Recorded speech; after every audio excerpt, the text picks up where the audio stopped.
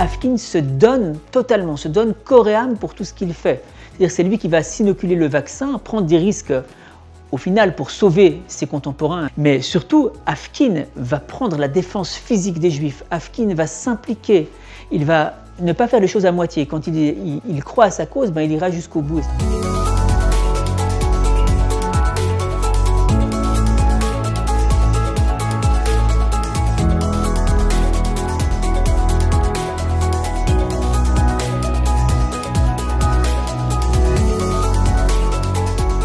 1880, à Odessa, ce jeune homme qui était destiné à être assimilé va se rapprocher du peuple juif. Il aurait pu rester indifférent, mais non. Il va s'investir corps et âme pour la défense des Juifs. Comment? En montant la première organisation de défense des Juifs, défense physique. Arme à la main, Afkin va aller contrer les pogromistes. Il va mettre au point des plans pour prévenir la première vague de pogroms. Et ça va fonctionner.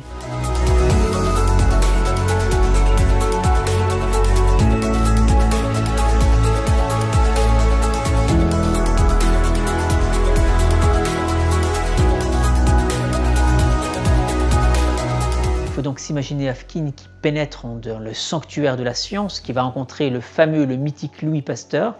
Et lorsque Pasteur lui demande « Qui êtes-vous ?», Afkin a cette réponse complètement insolite dans le climat qui était celui qui prévalait alors en France.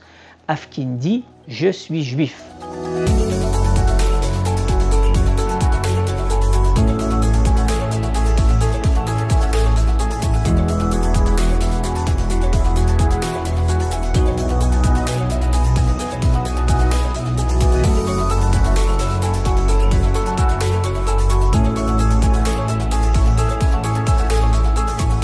Donc il faut bien comprendre qu'à ce moment-là, Afkin est perçu comme étant un des plus grands sauveurs de l'humanité. Et il y a même un verbe qui fait son apparition, qui est le verbe afkiniser, to afkinize, qui désigne l'application du sérum de Afkin, de la lymphe de Afkin, comme on dit. Donc c'est quelqu'un qui est vraiment au sommet de la gloire, qui est connu dans le monde entier.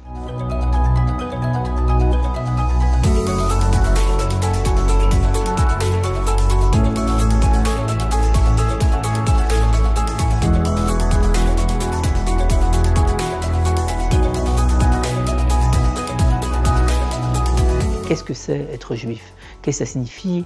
Comment vivre sa vie en tant que juif? Donc, dans un premier temps, cette recherche fondamentale le mènera à se rapprocher physiquement des juifs, à défendre le juif dans sa dimension corporelle.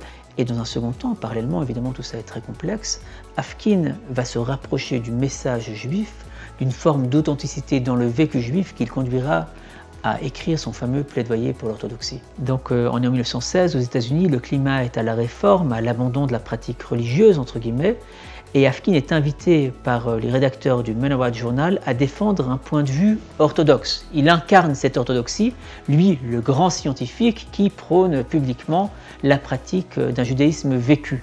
Donc ce qu'il va dire aux jeunes juifs de l'époque, c'est qu'on peut continuer à être fidèle à la vocation juive, à l'histoire et à la destinée juive, dans la modernité. En continuant à être un scientifique de premier plan, il peut s'investir corps et âme pour le peuple juif, il n'y a pas de contradiction.